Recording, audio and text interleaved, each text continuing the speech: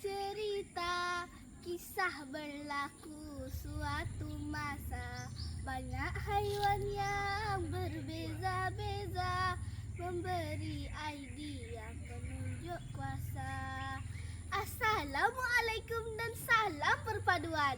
Hai kawan-kawan, saya Nur Fatihah Humaira binti Muhammad Faizul. Berdirinya saya di sini ada cerita untuk dikongsi. Jom kita dengarkan sebuah kisah rakyat untuk diteladani yang syarat dengan pengajaran bertemakan perpaduan yang bertajuk Rimba Perpaduan di Bumi Kenyalang. Pada zaman dahulu di sebuah pulau yang dipenuhi hutan hijau yang luas, wujudlah sebuah kerajaan magis bernama Bumi Kenyalang. Kerajaan ini sangat unik kerana diperintah oleh 3 mentor haiwan yang bijaksana. Burung kenyalang yang gagah, orang utan yang cerdik, dan buaya yang tenang. Setiap mentor menjaga kaum haiwan yang berbeza. Kaum burung tinggal di atas pokok yang tinggi. Kaum haiwan darat mendiami kawasan yang belukar. Dan kaum haiwan air menetap di sungai-sungai jernih.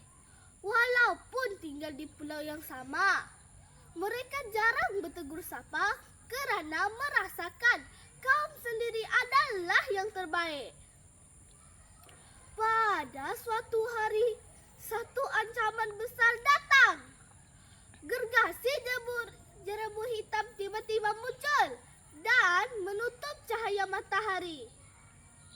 Hutan mula menjadi layu dan semua haiwan ketakutan. Burung kenyalang cuba mengibas jerebu itu dengan sayapnya yang besar, tetapi gagal. Orang utan cuba mencari jalan pintas untuk lari, tetapi jalan keluar telah ditutup. Manakala buaya pula sukar mendapat makanan dan tempat tinggal kerana sungai semakin cetek dan tercemar. Apabila melihat keadaan semakin meruncing, ketiga mentor haiwan berkumpul di bawah pohon perpaduan. Kita tidak boleh menyelamatkan kerajaan ini sendirian. Kita mesti menyatukan semua haiwan, kata orang utan dengan lembut.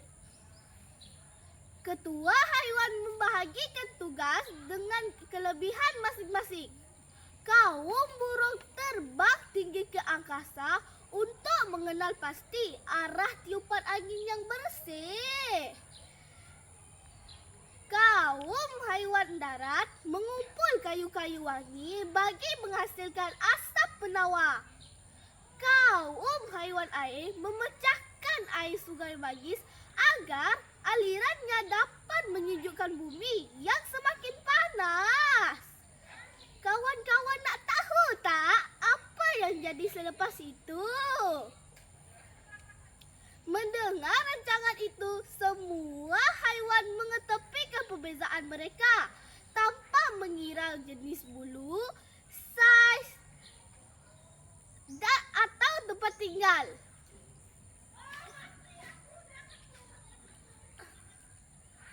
Apabila gabungan tenaga, usaha, dan kasih sayang semua haiwan ini bersatu, sebuah keajaiban berlaku. Satu cahaya pelangi yang amat terang keluar daripada pohon perpaduan. Ia memancar ke seluruh pelosok hutan dan hutan terus kembali indah.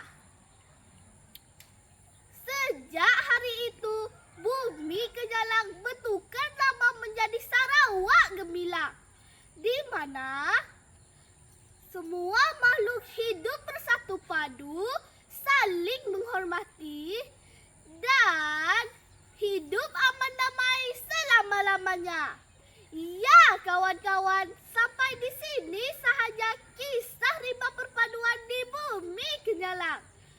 Semoga cerita ini dapat memberikan pengajaran untuk kita.